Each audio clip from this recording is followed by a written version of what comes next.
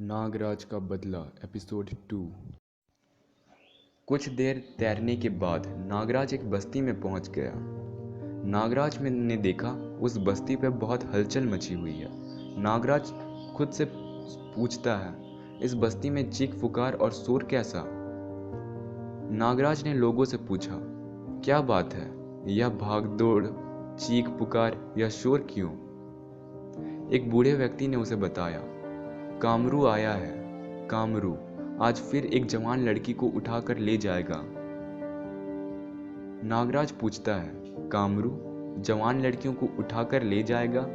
कौन है यह शख्स और जवान लड़कियों को कहाँ लेगा और किस लिए? उस बूढ़े व्यक्ति ने बताया,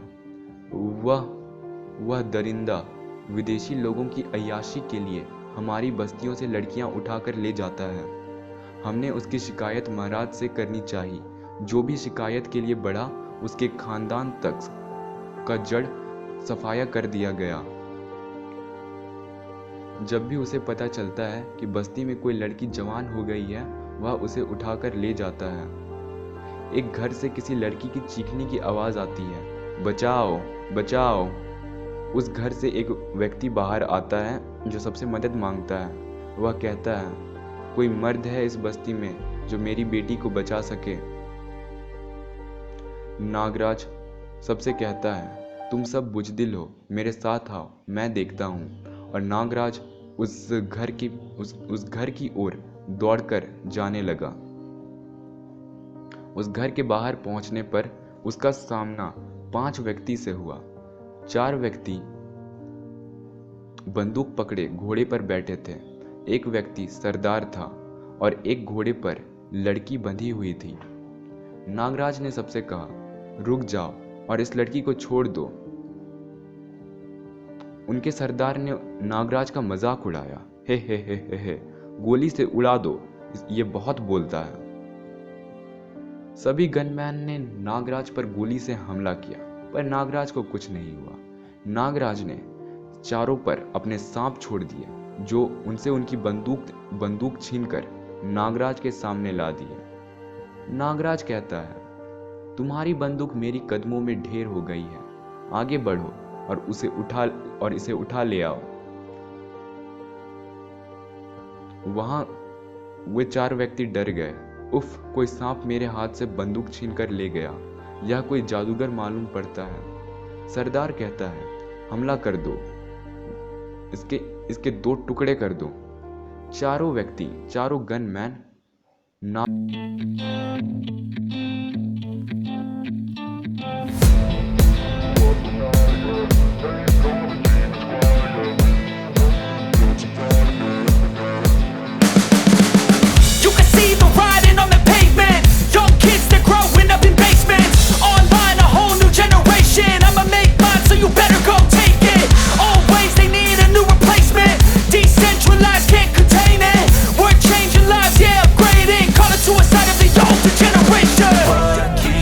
At night, yeah.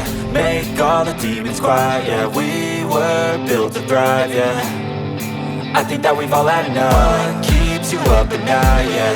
Make all the demons quiet, yeah. We were built to thrive, yeah.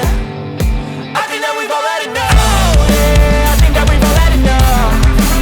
Sick of dealing with the old plan. They know that we're calling it wrong. You got me like, oh, yeah, I think that we've all had enough.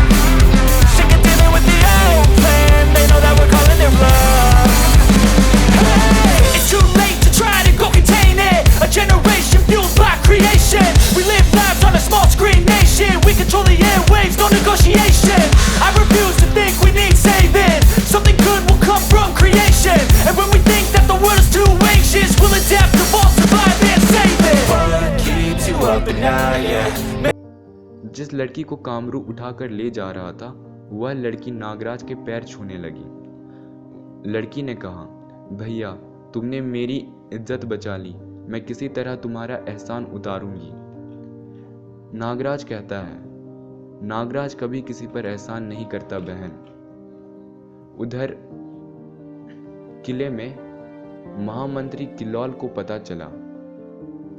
एक व्यक्ति ने किल्लौल को कहा, किसी ने कामरू को मार दिया है। किलोल शॉक्ड हो गया। क्या कामरू मर गया? किसने मारा कामरू को? गनमैन कहता है, नागराज नाम है उसका। नागराज, ये नाम तो कुछ याद आ रहा है। 2 दिन बाद किलोल को नागराज के एक और कांड के बारे में पता चला। गनमैन ने उसे बताया, नागराज ने हमारे गुलाम मजदूरों को आज़ाद कर दिया है और अफीम की खेती तहस नहस कर डाली। किलोल सोचने लगा कि इस नागराज का क्या किया जाए। गनमैन कहता है, गुलामों की बस्तियों में नागराज की पूजा होने लगी है। उसे लोग देवता समान मान रहे हैं जो उनके उद्धार के लिए आया है। उफ, किलोल कहता है, सारे कंपाली रियासत में नागराज तूफान की तरह हमारे हर ठिकाने पर हमला कर रहा है। गनमैन कहता है, हुजूर, कहीं यह वही नागराज तो नहीं जिसका जिक्र मिस्टर बुलडॉग की जुबान पर होता था? किलोल ने तुरंत बुलडॉग से संपर्क किया। बुलडॉग से मिलने के बाद बुलडॉग कहता है, नागराज मर चुका है। यह कोई व्यक्ति है जो नागराज का नाम का लाभ उठा रहा है। किलोल कहता है, आपको पूरा यकीन है कि नागराज मर चुका है? बुलडॉग डॉक्टर को फ़ोन करता है। तुम्हें यकीन नहीं है तो प्रमाण देता हूँ। डॉक्टर सिम्टो, तुरंत आ जाओ यहाँ। तुरंत ही डॉक्टर सिम्टो हाजिर हो गया। वे कहते हैं, मेरे रिपोर्ट को कोई चैलेंज नहीं कर सकता सुपर बॉस। बुलडॉग कहता है किलोल से, सुन लिया आपने मिस्टर किलोल, यह किसी की साजिश है। हो सकता है महाराज को तुम्हारी योजना की गंध मिल गई हो और उन्होंने तुमसे निपटने के लिए नागराज का हवा खड़ा कर दिया हो। किलोल कहता है, मैंने इस संबंध में अपने जासूसों को निर्देश दे चुका हूँ। उनकी रिपोर्ट के अनुसार ऐसा कुछ नहीं हुआ है। किसी तरह उसकी हुलिया फोटो और काम करने का तरीका ज्ञात करो, उसके ठिकाने का पता लगाओ, फिर ही कुछ कर सकते हैं। यह सजेशन बुलडॉग ने दिया। किलोल के जासूस दिन रात उसी काम पर लग गए। एक व्यक्ति जो किलोल का जासूस था, उसने बस्ती के एक व्यक्ति से पूछा कि वह नागराज से मिलना चाहता है। जासूस ने उससे पूछा, मैं बहुत गरीब आदमी हूँ, मेरा घर बार कुछ बदमाशों ने उजाड़ दिया। मैं नागराज की तलाश में भटक रहा हूँ, कोई मुझे उसका पता बता दो। व्यक्ति ने कहा, आओ मैं तुम्हें नागराज से मिला दूं। मैं जानता हूँ कि वह कहाँ है। एक गुफा के पास ले जाकर व्यक्ति जासूस से कहता है, इस गुफा में रहता है, अंदर चले जा, वह तुम्हारी मदद करेगा।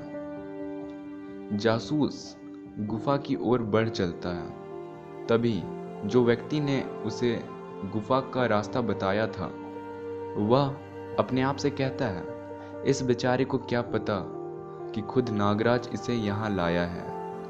एक्चुअली यह व्यक्ति ही नागराज है। वह अपनी शक्तियों से तुरंत गुफा के अंदर चला जाता है बिना जासूस को पता लगे और कहता है, बोलो, मैं ही नागराज हूँ, मैं तुम्हारी क्या मदद कर सकता हूँ। नागराज ने अपना भेष इस तरह बदला था कि जासूस उसे पहचान ही नहीं पाया कि यह वही व्यक्ति है जो उसे यहाँ लाया है। व्यक्ति कहता है, हुजूर, मेरी रक्षा करें। जासूस ने स्पाई कैमरा से नागराज की फोटो खींच ली और उसने पोशाक में छाती से लगाया हुआ था उस कैमरे को। जासूस नागराज से कहता है, मैं लकड़हारा हूँ हुजूर, जंगल में मेरी कुटिया है।